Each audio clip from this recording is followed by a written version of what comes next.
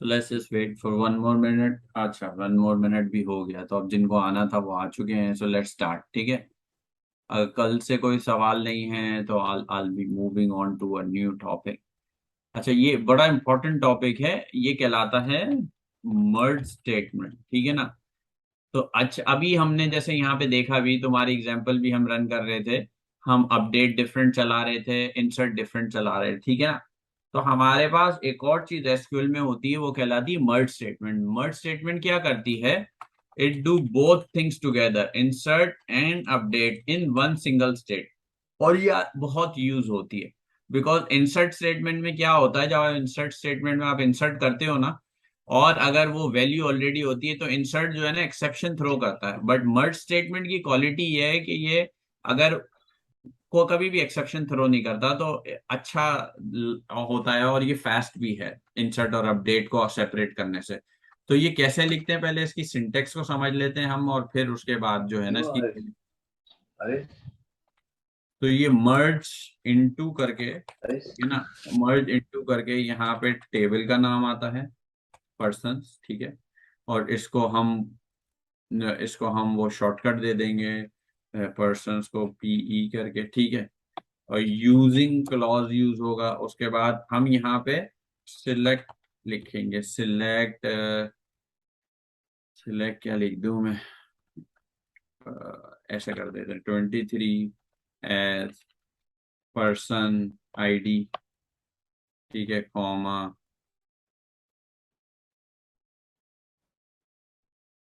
अच्छा, और यहाँ पे इन्हीं को उठा लेता हूँ।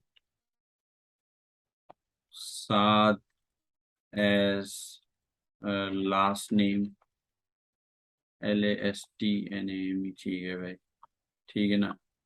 ए 90 एज एज। अगर हम इसको वो करते हैं ना एक ही उसमें, तो ये रीड होने में आसान रहता है, तो इसलिए थोड़ी सी हम इसकी वो कर लेते हैं, ठीक है ना। इसको हम लिख देंगे। अच्छा, ये होना चाहिए फ्रॉम अ डिफरेंट टेबल, तो मेरे पास कोई और टेबल मौजूद है, ये भी देखना पड़ेगा। ये बेसिकली मर्ज, बेसिकली एक डेटा को दूसरे एक एक टेबल से दूसरी टेबल में भी हम अक्सर कर सकते हैं, ठीक है ना। उसमें अगर मैं यू नहीं कर रहा हूँ, दूसरी टेबल की जगह मैं इधर फ्रॉम ड्यूल कर दूँ। लेट्स से फ्रॉम ड्यूल, ठीक है ना। इसको मैं नाम दे दूं डी का, ठीक है ना। अब ये मेन असल चीज आती, कंडीशन। कंडीशन मतलब किस बेस की आपको, बेस के ऊपर आपको कंडीशन लगानी है, समझाऊंगा सब मैं, don't worry about it. On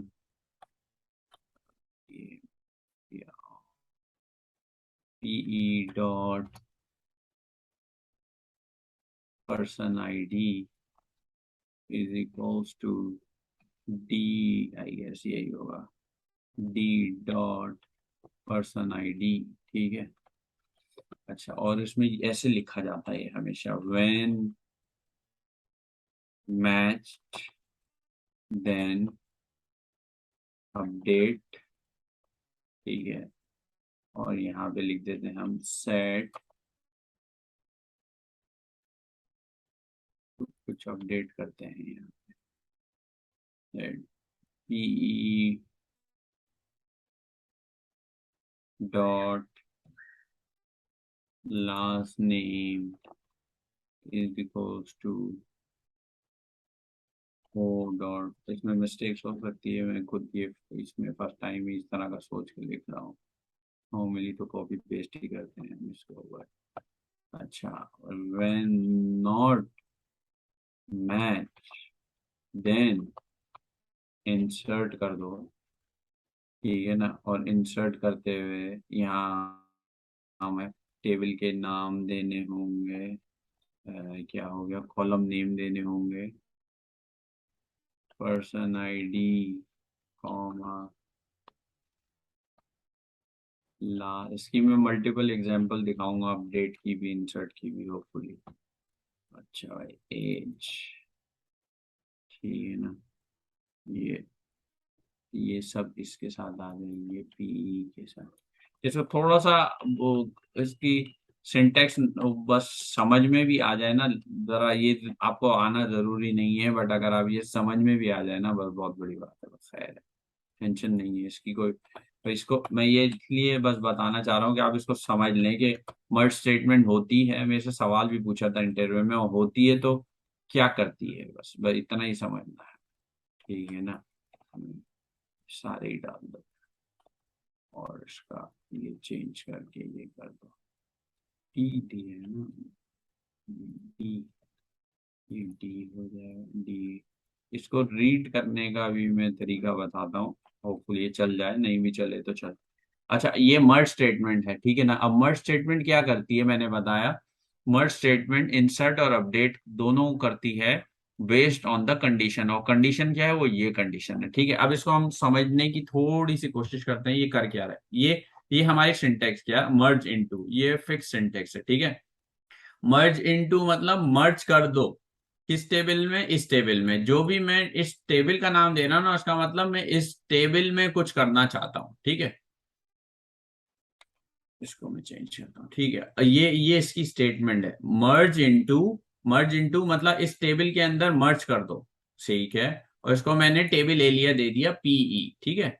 उसके बाद ये भी सिंटेक्स का पार्ट है, ठीक है ना, यूजिंग, ये भी इसकी सिंटेक्स का ही पार्ट है, ये भी इसकी सिंटेक्स का ही पार्ट है, यूजिंग तो इससे अच्छा, सिलेक्ट में यहाँ पे अक्सर ये जो चीज आती है ना, या तो किसी एक्सटर्नल टेबल से आती है, या अगर आपको कोई वैल्यू ही ऐड करनी है, कुछ करनी है, तो आप इवन इससे भी दे सकते हो, ड्यूल टेबल से। अब इसमें इसमें मैं क्या दे रहा हूँ, वैल्यूज दे रहा हूँ, क्या दे रहा हूँ, वैल्यू दे रहा हूँ 23। उसको कह रहा हूँ एज पर्सन आईडी, जो उसका कॉलम है। जवाद मैंने कह दिया एज अ लास्ट नेम दे रहा हूँ, और एज इज इक्वल्स टू 90 दे रहा हूँ, ठीक है ना। ये तीन value the from dual table, मैंने कह दिया। अब मैं अगर इसको इधर से भी रन करूँ ना, आप ये देखें तो ये रन हो जाएगा मेरे ख्याल से, तो ठीक है ना। ये मैं एक खाली वैल्यू पास कर रहा हूँ, क्या, पर्सन आईडी 23 दे दो, लास्ट नेम जवाद दे दो, एज 30 दे दो, तो ये मैंने बस ऐसी एक वैल्यू पास कर दी, ठीक है। नॉर्मली अक्सर ये कभी कभार दूसरी टेबल से भी आ रहा होता है, नहीं तो हम कोई कभी वैल्यू जैसे इंसर्ट करते हैं ना, उसके अंदर हम वैल्यू इंसर्ट करके अलग से लिखते हैं वैल्यूज के अंदर, तो ये समझ लें ये वो वैल्यूज आपने यहाँ पे डाली हैं, और आपने फ्रॉम ड्यूल रिटर्न कर दिया, ठीक है। जो वैल्यूज हम इंसर्ट स्टेटमेंट के अंदर करके डालते थे ना, ये हम ये करते थे इंसर्ट इनटू, ठीक है, और उसके बाद हम यहाँ पे कॉलम के नाम लिख देते हैं सारे, ऐसे ही करते हैं ना। इंसर्ट करने का बता रहा हूँ, इस तरह से जैसे हम अभी तक हमने इंसर्ट की है, उसमें हम यही कर रहे हैं ना। एक मिनट में थोड़ा सा बता देता हूँ जल्दी से कि ये कौन सी बेसिकली वैल्यूज हैं। अगर मैं ये दे दूंगा ना यहाँ, तो आपको शायद ज्यादा समझ में आ जाएगी। और यहाँ पे वैल्यूज, ठीक है ना। अब हम उसमें वैल्यूज में हमने यहाँ 23 दे दी, ये जवाब दे दी, ठीक है ना, और इसमें हमने 90 दे दी कॉमा के साथ, और इसमें इंसर्ट इनटू बस यहाँ टेबल का नाम आता है ना, तो मैं वो भूल रहा हूँ यहाँ पे, ठीक है। वैल्यूज में ऐसा आता है, ओके। सो ये होती है ना इंसर्ट, जब हम करते हैं इस तरह से करते हैं ना, मैं बोल रहा हूँ पर्सन आईडी की ये डाल दो, ये डाल दो, ठीक है। तो इसी वैल्यू को समझ लो, हमने उठा के ये जो ये वैल्यू है ना, हमने इस जगह पे डाल दिया। और हम ड्यूल टेबल से तो कुछ भी रिटर्न कर सकते हैं ना, जो मैंने आपको दिखाया है भी। So it just like that, ठीक है ना। ये जो चीज है ना, इसके ऊपर सब कुछ डिपेंड करता है। कैसे डिपेंड करता है, आपने इस जो इस टेबल को टेबल एरिया दिया पी, फिर आपने ये ड्यूल का पूरा कॉलम लिखा ना, इसको आपने टेबल एरिया दे दिया डी, ठीक है ना। तो इसका टेबल एरिया, इस वैल्यू का टेबल एरिया पी है, इस पूरी वैल्यू का डी है। आपने कहा पीई डॉट पर्सन आईडी अगर is equal to D dot person ID. अब डी डॉट पर्सन आईडी क्या है, डी की पर्सन आईडी, तो इधर ये डी, ये एंटायर ये डी है ना, राइट। तो डी की पर्सन आईडी क्या हुई, 23। आपने कहा अगर डी की पर्सन आईडी पीई, यानी इस टेबल में पर्सन आईडी से मैच करती है, जैसे अगर हम 23 देखें तो ये 23 इसके साथ मैच कर रही है, राइट। अब वो ये कह रहा है वन, व्हेन, ये सिंटेक्स है इसी की, मर्ज व्हेन मैच्ड देन, अगर ये कंडीशन मैच कर जाए ना, देन अपडेट करो। अगर ये कंडीशन मैच नहीं करे तो इंसर्ट करो। अच्छा, क्या मतलब, इसका मतलब ये है कि ये 23 इसकी, अगर इसकी 23 से मैच कर जाए, जैसे इसमें 23 है ना, तो अपडेट कर दो। अच्छा अपडेट क्या करो, अपडेट में हम अभी मल्टीपल कॉलम भी डाल सकते हैं, बट मैंने लास्ट नेम डाला हुआ। तो वो क्या करेगा, इस लास्ट नेम 7 को अपडेट करके जवाब कर देगा, क्योंकि ये 23 to 23 मैच कर गई, ठीक है ना। लेट से मैं यहाँ पे आईडी डालूं 30, अब 30 टेबल में नहीं है, तो वो क्या करेगा, पर्सन आईडी मैच करेगा, भाई 30 है, पर्सन टेबल में है 30 नहीं है, तो वो व्हेन मैच में नहीं जाएगा, इसको फेल कर देगा, इसमें आएगा when not match then insert कर देगा। तो rather than doing update insert कर देगा जब कभी भी ये कंडीशन फॉल्स होगी। जब कभी भी ये कंडीशन ट्रू होगी तो ये अपडेट में जाएगा और अपडेट कर देगा। तो चलो लेट्स ट्राई दैट फर्स्ट, ठीक है। अभी अगर मेरी सिंटेक्स सही लिखी हुई, गलती हो सकती है, तो उसमें पर्सन आईडी 23 में जाके ये अपडेट स्टेटमेंट रन होनी चाहिए। और अपडेट स्टेटमेंट में क्या है, ये कह रहा है कि भाई लास्ट नेम को जवाब कर दो इसकी पर्सन टेबल के अंदर, ठीक है ना, ये ट्रू होना चाहिए। तो लेट्स ट्राई, अगर मेरी सिंटेक्स चल रही है, एरर भी दे सकता है। हाँ मिसिंग वैल्यूज, अच्छा ये एस मिसिंग है शायद यहाँ पे।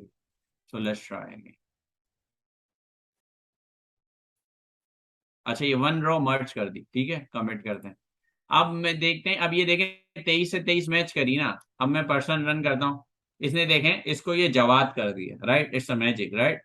लास्ट नेम को इसने जवाब कर दिया इस दफा, क्यों, क्योंकि ये मर्ज स्टेटमेंट हमने रन करी, हमने यहाँ पे वैल्यूज पास करी, कंडीशन हमने डाली पर्सन आईडी पे कि ये पर्सन आईडी अगर इस पर्सन टेबल के पर्सन आईडी से मैच कर जाए तो अपडेट में जाओ। अच्छा भाई अपडेट में जाके हम रीड करते हैं, तो अपडेट में हम यहाँ पे मल्टीपल अपडेट्स भी कर सकते हैं, हम यहाँ पे ये भी अपडेट कर सकते हैं, हम यहाँ कॉमा डाल के ना ये भी और दूसरे जो जो कॉलम, बट ये भी मेक श्योर करना है जो कॉलम हमने इसमें मेंशन किए हुए ना सिर्फ वही हो सकते हैं। जैसे फर्स्ट नेम है वो मैंने इसमें मेंशन नहीं किया सकता, तो आप उसके साथ नहीं खेल सकते क्योंकि आप उसकी वैल्यू यहाँ पास ही नहीं कर रहे, ठीक है ना। तो उसने क्या करा, जाके अभी हम दोबारा एक मैजिक करके देखते हैं। लेट्स से मैंने इसको 30 कर दिया, मैंने इसको नाजिम भाई कर दिया। तो अब ये क्या करेगा, दोबारा 23 आईडी ढूंढेगा, यहाँ कंडीशन रन करेगा, 23 आईडी आ रही है भाई इस टेबल से, ड्यूल टेबल से मैच कर रही है, पर्सन आईडी से मैच कर रही होगी, तो ये क्या करेगा, सीधा सीधा ये पढ़ रहे हैं ना, यहाँ पे कह रहा है व्हेन मैच, अगर ये मैच कर जाए अपडेट में आ जाओ, अपडेट में लास्ट नेम अपडेट कर दो और एज अपडेट कर दो, कहाँ से, इससे अपडेट कर दो।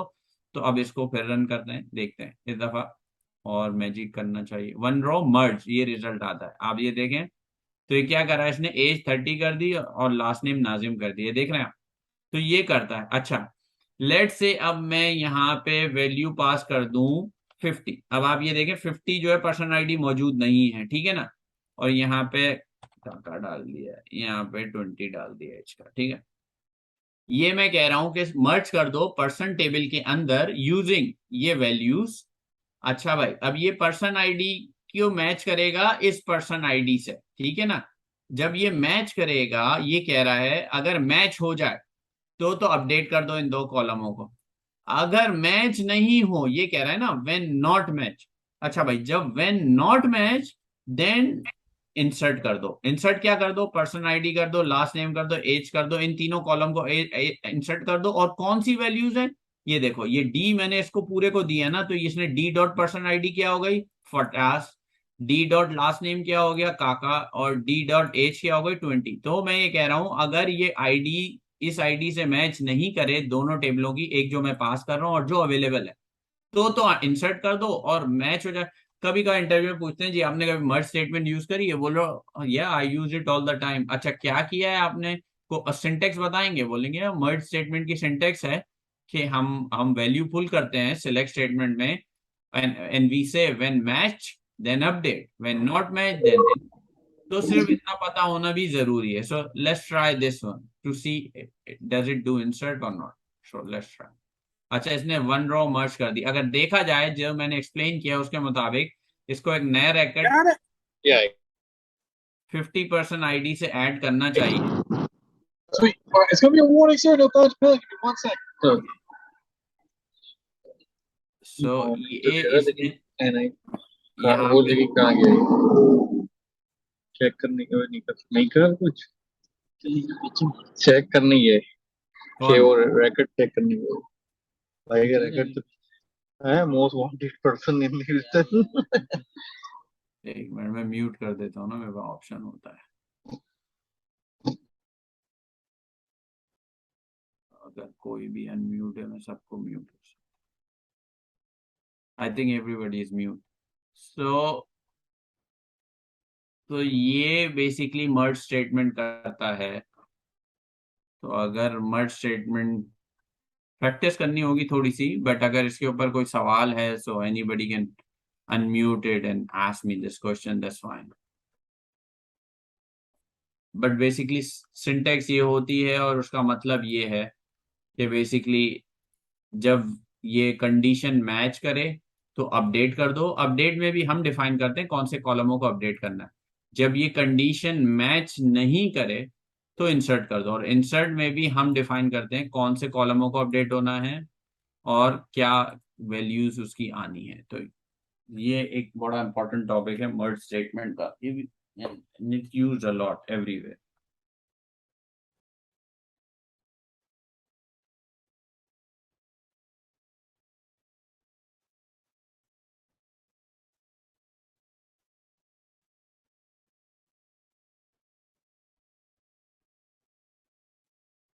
So any question, if not I think मगरिब का टाइम हो गया है।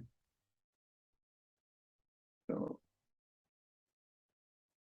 हाँ, सो मगरिब का एक 10 मिनट का ब्रेक ले लेते हैं। 8:25 का आई गेस मिल लेते हैं। 8:17 हो रहा है, तो 8-9 मिनट्स का ब्रेक लेके 8:25 पे इंशाल्लाह। Thank you.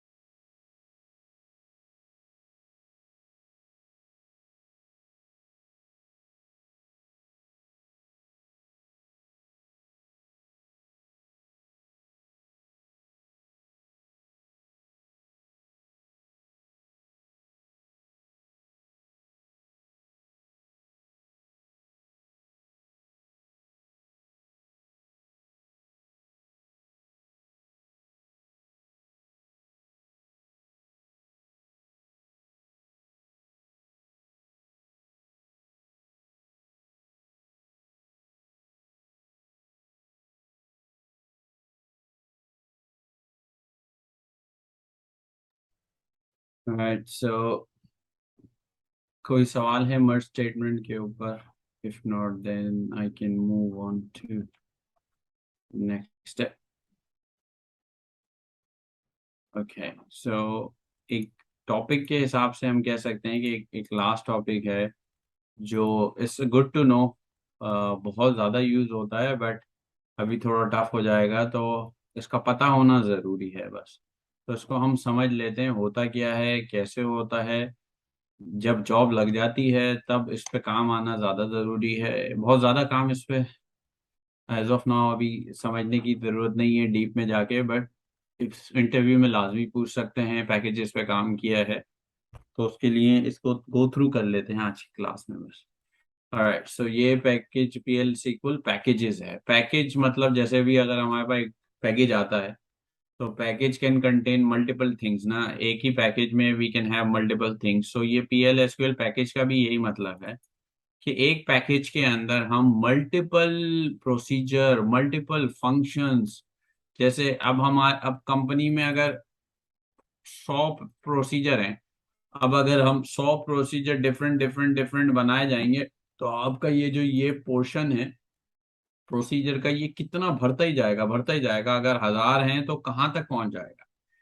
तो उसके लिए हम क्या करते हैं, हम अक्सर पैकेज बनाते हैं और पैकेज में हमें पता होता है जितने भी रिलेटेड यानी रिलेटेड मतलब जो प्रोसेस हैं जो हम लिखते हैं, जो एक ही चीज का पार्ट होते हैं बट डिफरेंट डिफरेंट होते हैं, तो हम मल्टीपल प्रोसीजर, मल्टीपल फंक्शंस वो एक ही पैकेज के अंदर कंपाइल कर देते हैं। सो रादर देन वो यहाँ पे आपको 20 दिखें, यहाँ पे एक पैकेज क्रिएट हुआ होगा, वो एक सिंगल पैकेज होता है, और उसके अंदर आप 10, 20, 30 जितना चाहे प्रोसीजर ऐड कर सकते हैं। तो वो इस तरह से, और वो पैकेज बॉडी में जाता है। तो इसको थोड़ा समझ लेते, पर बताने का मतलब ये है कि you can compile multiple procedure and multiple functions inside one package, तो it look neat and clean and it's good for security purpose and all that. So इसको थोड़ा पढ़ लेते हैं.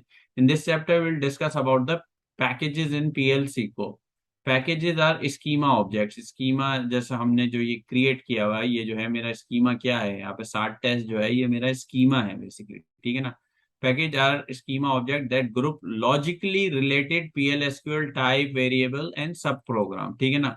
तो हमारे जो प्रोसीजर फंक्शन आते हैं वो पार्ट ऑफ सब प्रोग्राम है। तो ये बता रहा है जितने भी रिलेटेड पीएल सीक्वल टाइप्स होते हैं, टाइप और वेरिएबल हमने नहीं पढ़ी है बट दैट्स ओके, अभी हमें इसको जरूरत भी नहीं है समझने की, दीज आर टफ. तो और सब प्रोग्राम जो है ये सब इनसाइड वन पैकेज, हम जितने भी ग्रुप होते हैं लॉजिकली रिलेटेड यानी जिनकी लॉजिक मिलती जुलती है वो हम एक पैकेज के अंदर ऐड कर देते हैं. अच्छा, पैकेज के पास दो मेन चीजें होती हैं. क्या होती है? एक होता है पैकेज स्पेसिफिकेशन और एक होता है पैकेज बॉडी. ये जब हम पैकेज बनाते हैं ना तो हमेशा दो चीजें क्रिएट होती हैं, एक पैकेज स्पेसिफिकेशन, एक पैकेज बॉडी. उसमें क्या होता है, जो भी जितने हमारे पैरामीटर्स वगैरह पैकेज का नाम और उसके पैरामीटर्स होते हैं ना वो डिफाइन हो जाते हैं पैकेज स्पेसिफिकेशन में, और जितनी भी हमारी उसकी कोडिंग होती है ना वो बेसिकली बॉडी के अंदर जाती है. तो ये दोनों पैकेज का पार्ट होते हैं, एक कहलाता है पैकेज स्पेसिफिकेशन, एक कहलाता है पैकेज बॉडी. पैकेज स्पेसिफिकेशन के बारे में बता रहा है, the specification is the interface of the package. It just declared the type, variable, constant, exception, cursor, and subprogram that can be referenced from outside the package. So specification में हम outside package कहलाता है, ये हम वहां पे define करते हैं. In other words, it contain the information about the content of the package, but exclude the code for the subprogram. So जैसे मैंने बताया इसमें कोडिंग नहीं होती, बट कौन कौन से पैरामीटर पास हो रहे होते हैं एंड ऑल दैट वो स्पेसिफिकेशन में हम मेंशन कर देते हैं. All object place in specification are called public objects. Any sub program not in the package specified but coded in the body is called a private object. तो मतलब ये है कि जो भी चीज हम पैकेज स्पेसिफिकेशन में मेंशन कर देते हैं वो पब्लिक हो जाती है, जो हम स्पेसिफिकेशन में मेंशन नहीं करते सिर्फ पैकेज बॉडी के अंदर होता है तो वो उस पैकेज का फिर प्राइवेट कहलाता है, प्राइवेट ऑब्जेक्ट कहलाता है, क्योंकि वो पब्लिकली अवेलेबल नहीं होता, क्योंकि वो स्पेसिफिकेशन में हम उसको डिफाइन नहीं करते. अच्छा भाई, the following code snip show a package specification having a single procedure. You can have many global variables defined and multiple procedure function inside one package. वही बता रहा है कि आपको एक प्रोसीजर इसके अंदर आप मल्टीपल आप क्रिएट कर सकते हो, ठीक है ना, मल्टीपल क्रिएट कर सकते हो. जैसे इसने यहाँ पे एक ये दिखाया, इसने यहाँ पे एक हमें यहाँ पे एक एग्जांपल दी इसने.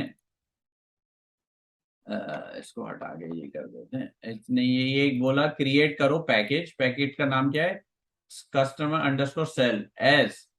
एज इसको दे दिया, और प्रोसीजर उसके अंदर क्रिएट करो फाइनल अंडरस्कोर सेल, और यहाँ पे कस्टमर आईडी. तो हमारा ये person I person dot person ID है ना यहाँ हमारे. पर्सन आईडी आई थिंक ये इस तरह से हो जाएगा. देखता हूँ अगर इसने एरर नहीं थ्रो करा. Must be declared person ID है नहीं, मतलब person ID PRSON ID person declaration must be declared. यहाँ पे क्या यूज किया हुआ एक मिनट देखते हैं. Customers dot ID percentage type customers dot ID.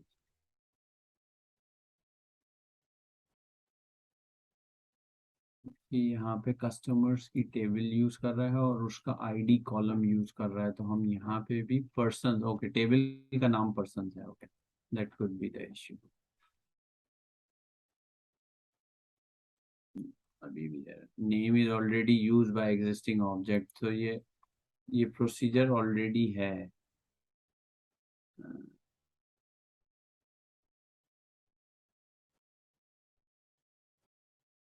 Okay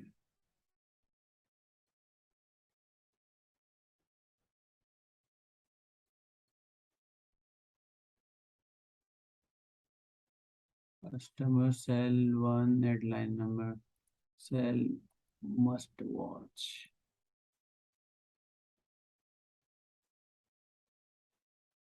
and identify customer salary must match customer salary, okay sorry, okay ये इसके साथ मैच करना चाहिए एंड को,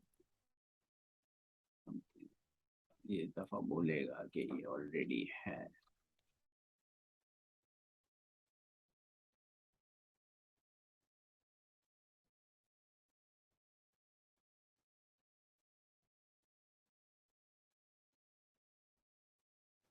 और ये देखें ये पैकेज क्रिएट हो गया, ठीक है ना। अभी इसमें हम यहाँ जाके देख भी सकते हैं कि रिफ्रेश करेंगे, अभी दिखा नहीं रहा, तो यहाँ पे काफी सारे आ रहे होंगे ये इनवैलिड वाले, राइट। तो ये इसको हम ड्रॉप भी कर सकते हैं, और तो ये मैं ये तो ड्रॉप पैकेज कर देता हूँ क्योंकि ये दोनों सही नहीं है, इनमें कंपाइलेशन एरर आ रहे थे, तो फिर मैंने ये तीसरा वाला फाइनली बनाया है। तो अभी अभी ये देखें तो ये इसमें दो चीजें मैं बता रहा होता है, पैकेज बॉडी और पैकेज स्पेसिफिकेशन, ठीक है ना। तो ये पैकेज ये देखें ये इसका ये आ रहा है, और इसके अंदर ये प्रोसीजर ऐड हो गया, तो अब इसके अंदर ही मैं कितने 10 प्रोसीजर तक भी इसी के अंदर ऐड होते जाते हैं, फंक्शन भी इसी के अंदर ऐड होते जाते हैं, रादर देन सिंगल यहाँ पे सब आ रहा हो, तो इस तरह से होता जाता है। अब अभी इसको सिर्फ इतना भी हम समझ लेना कि ये क्या चीज है, बस इतना भी काफी, इतना डिटेल में समझने की।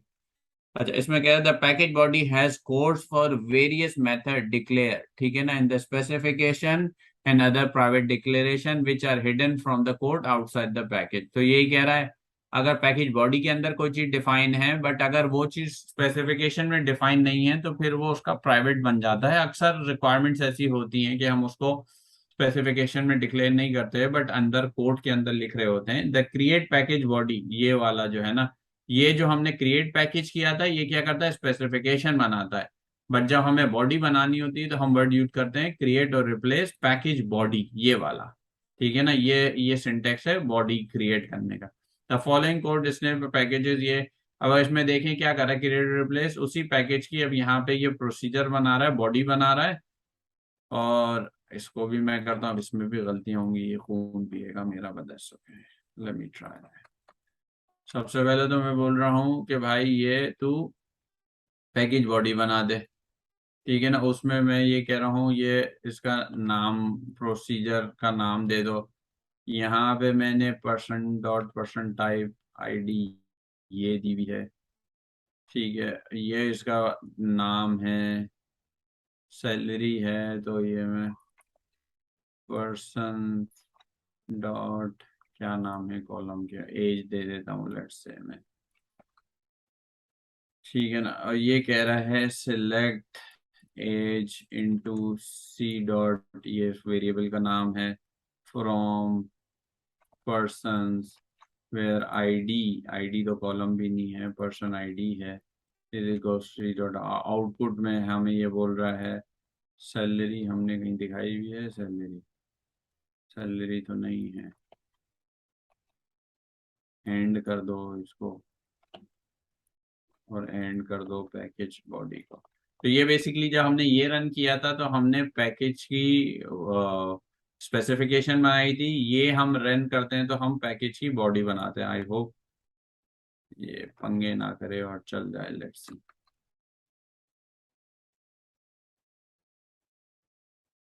कितने पंगे करे।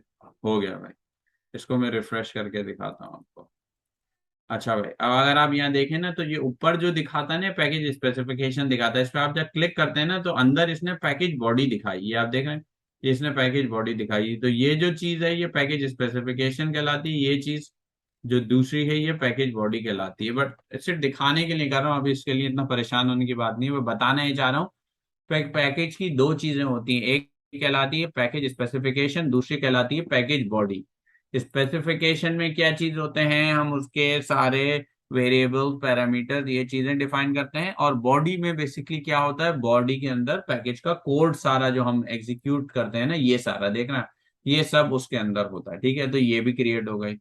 अब ये कह रहा है यूजिंग पैकेज एलिमेंट्स, ये कह रहा है the package element variable procedure और function are access with the following syntax. यानी कि यहाँ पे हम क्या करते हैं, अगर हमें ये अक्सर जगहों पे यूज करना होता है तो हम क्या करते हैं, package name dot element name, मतलब पैकेज का नाम देते हैं, और ये एलिमेंट नेम मतलब प्रोसीजर का नाम। जैसे अगर मुझे इस वाले को कहीं कॉल करना होगा, तो मैं इसके लिए इसको ऐसे यूज करूंगा। अगर मेरे को ये यूज करना होगा तो मेरे मेरे पैकेज का नाम क्या है, ये है, ठीक है ना, और मेरे प्रोसीजर का नाम क्या है, ये है। अगर मुझे इसको कहीं कॉल करना होगा ना outside this package as well, तो मैं इसको package name dot procedure name करके कॉल करूंगा। बट सिर्फ ये समझने के लिए, इसे परेशान होने की जरूरत नहीं है, नहीं भी समझ में आ रहा कोई बात नहीं। अच्छा भाई, ये कह रहा है consider we can already have create the above package in our database schema the following program find sal method. तो ये बोल रहा है किस तरह से हम इसको पैकेज को कॉल कर सकते हैं, ठीक है ना। ये इसने वही किया, डिक्लेयर किया, यहाँ पे वेरिएबल डिफाइन किया, ठीक है, और ये इसकी वैल्यू पास कर रहा है, और यहाँ बिगिन में इसने वही पैकेज का नाम, प्रोसीजर का नाम, और यहाँ कोड दे दिया। तो अब इसमें घबराने की जरूरत नहीं है, दैट्स ओके। और ये बोल रहा है जब ये फाइलिंग एग्जीक्यूट होगा तो सैलरी 3000 आ जाएगी, दैट्स ओके। अच्छा, following programme provide a more complete package will be used by customer table stored in the database in the following racket. तो इसने बोला ये एक टेबल मौजूद है, ये आपने पैकेज, अब आपको ये समझ में आ जाना चाहिए, जब आपने क्रिएट और रिप्लेस पैकेज लिखा ना, तो ये क्या बना रहे हैं आप, स्पेसिफिकेशन बना रहे हैं। क्यों? क्योंकि आपने देखा था जब बॉडी बना रहे हैं आप उसमें लिखते हैं create and replace package body, तो इसमें बॉडी का वर्ड नहीं है, इसका मतलब आप स्पेसिफिकेशन बना रहे हैं। पैकेज में क्या चीजें, दो चीजें, एक पैकेज स्पेसिफिकेशन, एक पैकेज बॉडी। स्पेसिफिकेशन में क्या मौजूद है, उसके सारे डेटा टाइप, उसके वेरिएबल्स, उसके पैरामीटर्स, वो हम डिफाइन करते हैं। और पैकेज बॉडी में हम क्या करते हैं, सारा कोड लिखते हैं। इसको बस हम समझ लेते हैं जल्दी से। ये कह रहा है क्रिएट और रिप्लेस पैकेज, ये आपने नाम दिया उसका एस, ठीक है, आपने उसके अंदर लिखा कितने प्रोसीजर क्रिएट हैं, तो आपने वो प्रोसीजर, प्रोसीजर का नाम, उसके आपने ये पैरामीटर पास किया, क्या, कस्टमर आईडी, सी अंडरस्कोर आईडी, और उसकी डेटा टाइप आपने दे दी, जो भी आईडी की डेटा टाइप है। उसके बाद आपने सी नेम दे दिया, सी एज दे दी, एड्रेस दे दिया, सैलरी, ये सब के वो आपने पैरामीटर्स पास कर दिए यहाँ पे, क्योंकि ये स्पेसिफिकेशन है, ठीक है ना। आपने एक और प्रोसीजर्स के अंदर ऐड कर दिया, ये देखें, ये सिंगल कोड, ये इस तरह डबल डैश के साथ आ रहा है ना, मतलब ये क्या, कमेंट आउट हुआ हुआ है, तो ये रीड नहीं होगा, ये सिर्फ नोट्स के लिए डाल रहा है। क्या, एक इसने पैकेज बनाया जिसका नाम है ऐड कस्टमर, एक इसने पैकेज नहीं, पैकेज एक ही बनाया, एक प्रोसीजर बनाया जिसका नाम है ऐड कस्टमर, एक प्रोसीजर बनाया रिमूव कस्टमर, और एक और इसने प्रोसीजर बनाया लिस्ट ऑल कस्टमर्स। तो ये देखें इसने क्या किया, तीन प्रोसीजर बना दिए इनसाइड वन पैकेज, ठीक है। और उसके बाद यहाँ पे इसने पैकेज बॉडी क्रिएट की। अब यहाँ पे देखें थोड़ा बड़ा होता जा रहा है, क्यों? क्योंकि इसने कोड लिखा होगा पैकेज बॉडी में इन तीनों प्रोसीजर के बारे में, तो इसको देख के ज्यादा कंफ्यूज होने की जरूरत नहीं है। बट सिर्फ इसका ओवरव्यू भी समझ लेना कि ये कर क्या रहा है तो भी काफी है। तो इसने ये पैकेज बॉडी भी क्रिएट कर दिया। अब ये डिक्लेयर करके इसने यहाँ वैल्यू पास करी, तो ये बेसिकली ये वैल्यूज आ गई। तो बस चलें, इसका पैकेज के लिए इतना समझ लें कि पैकेज के सवाल लाजमी पूछा जाता है इंटरव्यू में कि आपने पैकेजेस पे काम किया है, बोले जी काम किया है। अच्छा, पैकेज में क्या क्या होता है आप बताएंगे भाई। पैकेज में दो चीजें होती हैं, एक पैकेज स्पेसिफिकेशन होता है, एक पैकेज बॉडी होता है। तो इतना भी काफी होता है, बट वो पूछ सकता है कि भाई स्पेसिफिकेशन क्या कैरी करती है और बॉडी क्या कैरी करती है। तो आपको पता होगा स्पेसिफिकेशन में आप मेनली प्रोसीजर का नाम, उसके पैरामीटर्स वगैरह पास करते हैं, ठीक है ना। और पैकेज बॉडी में आप उस प्रोसीजर की पूरी कोडिंग करते हैं, ठीक है। इतना तक भी हमें पता लग गया ना पैकेजेस के बारे में, तो बस काफी है, बस इससे ज्यादा हमें पता करने की जरूरत नहीं है। बाकी एक आध टॉपिक और देख लेते हैं, 5-10 मिनट है हमारे पास। अगर किसी का कोई सवाल हो इन द मीन वाइल तो वो पूछ सकता है, और मैं देख लेता हूँ इनमें कौन सा ऐसा टॉपिक है जो हमें एट दिस लेवल पढ़ना चाहिए, क्योंकि ये जो है कलेक्शन वगैरह काफ़ी एडवांस टॉपिक है। ट्रांजेक्शन्स के बारे में तो हम पढ़ चुके हैं ना, कमिट पढ़ लिया हमने, रोल बैक पढ़ लिया, ठीक है ना। कमिट क्या करता है, कमिट कर देता है, रोल बैक कर देता है। सेव पॉइंट नहीं पढ़ा हमने, वो पढ़ लेते हैं। सेव पॉइंट मतलब आप एक सेव पॉइंट भी दे सकते हैं। सेव पॉइंट का मतलब होता है कि जैसे आपने 6 लाइनों का कोड लिखा, उसमें 4 लाइन के बाद आपने सेव पॉइंट दे दिया, तो वो क्या करेगा कि वो उसको सेव करेगा, बाकी को रोल बैक कर देगा। पढ़ लेते हैं सेव पॉइंट क्या है। Save point are sort of markers, ठीक है ना। हम एक मार्कर डिफाइन कर देते हैं, help in splitting a long transaction into smaller unit by setting some check points, ठीक है।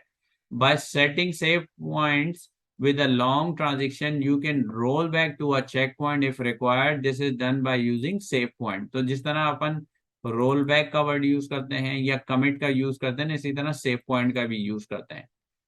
अब इसको समझाने के लिए इसने बोला है to the general syntax save point और सेव पॉइंट नेम यहाँ पे दे दें। इसका क्या मतलब, देखें इसने बताया कि फॉर एग्जांपल इसने एक इंसर्ट स्टेटमेंट लिखी, एक और इंसर्टमेंट लिखी, सेकंड इंसर्ट के बाद इसने सेव पॉइंट दे दिया और उसको कह दिया सेव 1।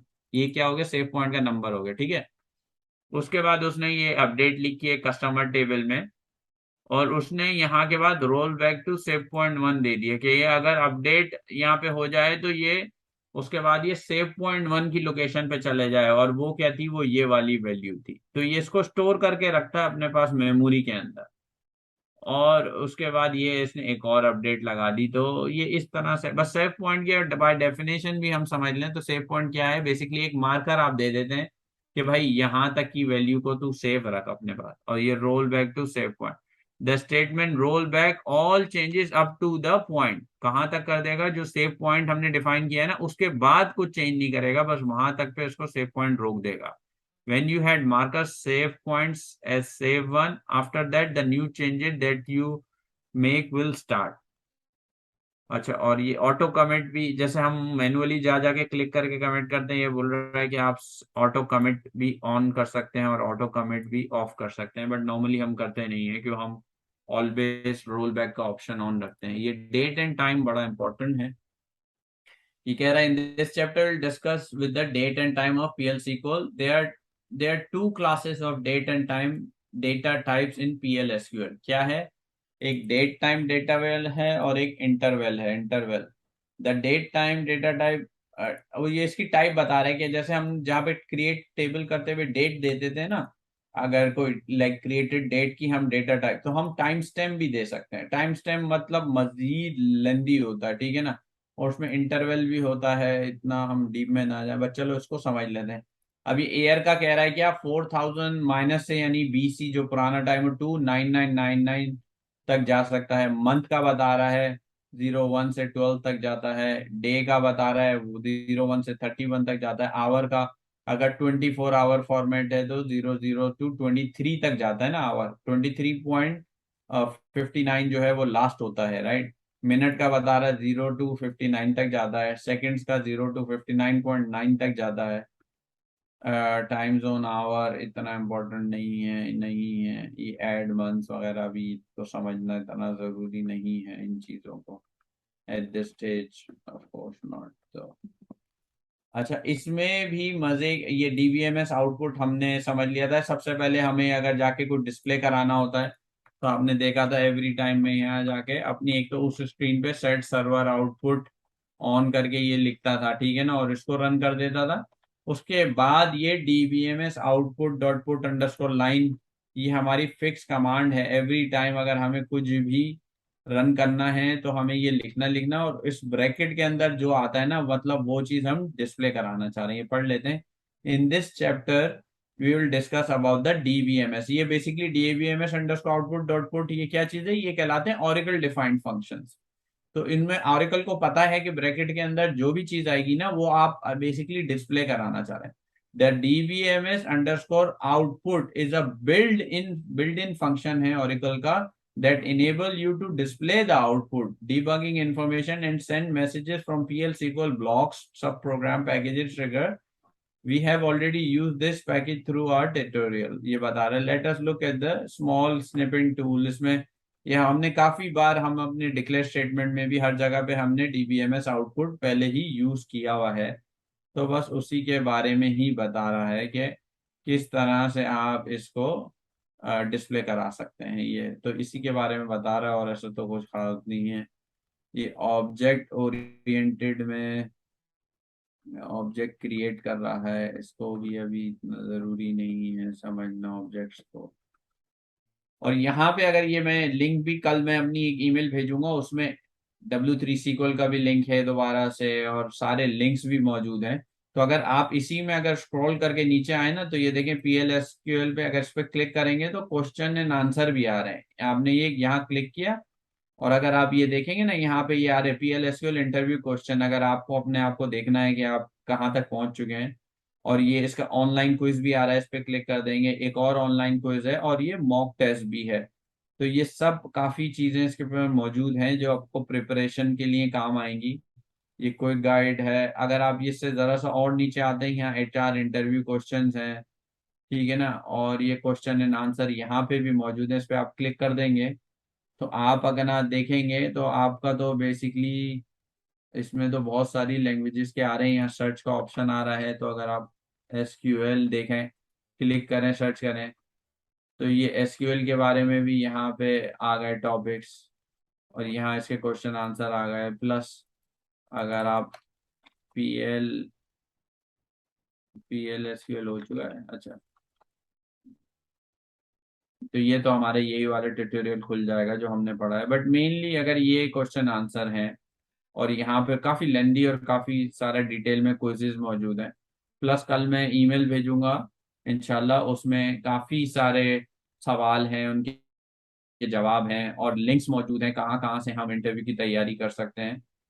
तो वो मैं कल सारा भेजूंगा, और उसको कल की पूरी क्लास में मैं उसको एक्सप्लेन भी करूंगा। और किसी का कोई सवाल हो कल भी इंशाल्लाह तो पूछ सकता है। तो मेनली आज हमने दो टॉपिक करे हैं कवर।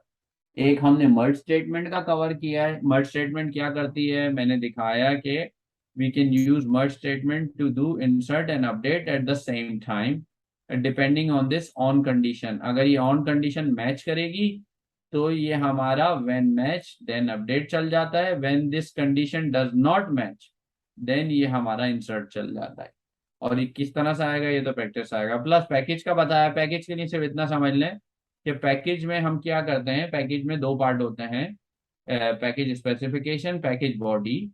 और बेसिकली क्या करता है, वो जितने भी जो रिलेटेड ऑब्जेक्ट्स होते हैं ना, जितने भी रिलेटेड प्रोसीजर फंक्शंस होते हैं, उनको हम सबको एक पैकेज के अंदर डाल देते हैं। और इस वजह से अब इसकी और फर्दर डिटेल आप गूगल यूट्यूब पे सब पढ़ सकते हैं कि हम पैकेज क्यों यूज करते हैं। काफी लेंदी और डिटेल डेफिनेशन उन्होंने दी हुई है।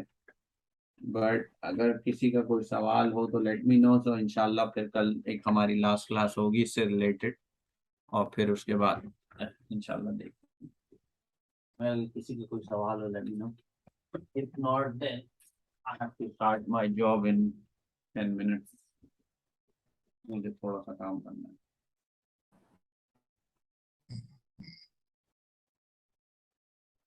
अ, जी साथ में ही मेरे एक नॉन इस वाले टॉपिक से नॉन रिलेटेड है एक जी चीज जी मैं ट्राई कर रहा था उसमें मैं सोचा आपसे पूछ लूं कि ये एक अगर आप रिपोर्ट में किसी में काम कर रहे हैं और आप जॉइंट स्टेटमेंट के साथ उनको दो रिपोर्ट्स को मिला रहे हैं लेकिन एक रिपोर्ट में एक कस्टमर के तीन मतलब तीन उसकी लाइंस हैं ठीक है और तीनों डेट के साथ हैं ठीक है। How do I pick the latest date for latest date वाली इंफॉर्मेशन तो वो तो अपन अगर डेट के ऊपर मैक्स भी लगा देंगे ना, जी तो वो लेटेस्ट डेट को पिक करेगा। ओके ठीक है तो ठीक अपना है ठीक डेट है वाला कॉलम होगा ना, उसके ऊपर अपन मैक्स लगा देंगे ना। अब आप ये भी याद रखना होगा, जब हम एक पे मैक्स लगाएंगे और अगर बाकियों को आपको मैक्स नहीं लेना, देन बाकी कॉलम फिर आपको ग्रुप बाय करके उसमें डालने पड़ेंगे। राइट, जैसे लेकिन हम वो जो लेकिन उसी की आगे बाकी जो जो कॉलम्स हैं वो उस डेट वाले कॉलम को ही पिक करना है हम्म, तो हम उधर कंडीशन ही लगा देंगे कि हमें सिर्फ मैक्स डेट को पिक करना है। ओके हाँ, तो हम वो उसी को पिक करेगा। अगर बाकियों में भी नंबर हैं जो कि मैक्स नंबर आ रहे हैं जो आपको पिक करने हैं, तो आप उनके ऊपर भी मैक्स लगा देंगे। अगर बाकी कॉलमों पे आपको मैक्स नहीं लगाना, तो फिर आप क्या करोगे, फिर ग्रुप बाय लिख के उन बाकी कॉलमों को आप ग्रुप बाय में डाल दोगे। एक ये भी तरीका होता है, और एक और चीज होती है जो आजकल सबसे ज्यादा यूज होती है, वो कहलाता है एनालिटिकल फंक्शन। मैं ओके। दिखा दूंगा आपको सेपरेटली। वो एनालिटिकल फंक्शन हम बहुत ज्यादा यूज करते हैं, और उस फंक्शन को यूज करते हुए उसमें हम मेन मैक्स जिस तरह की भी हमें वैल्यू चाहिए होती है उसको हम पुल कर लेते हैं। बट वो बेसिकली लगेगा उसमें भी एनालिटिकल फंक्शन में डेट कॉलम पे हमें मैक्स का एनालिटिकल फंक्शन ही लगाना होगा। वे डेट के थ्रू ही हम फिर वो डेटा को पुल करेंगे बेसिकली। ठीक है। की पॉइंट हम डेट को ही बनाएंगे उसमें भी। ठीक है। राइट। थैंक यू भाई। No problem. चले इंशाल्लाह I'll see you guys hopefully tomorrow। तो फिर कल एक और क्लास करते हैं। Okay. Thank you. Thank you.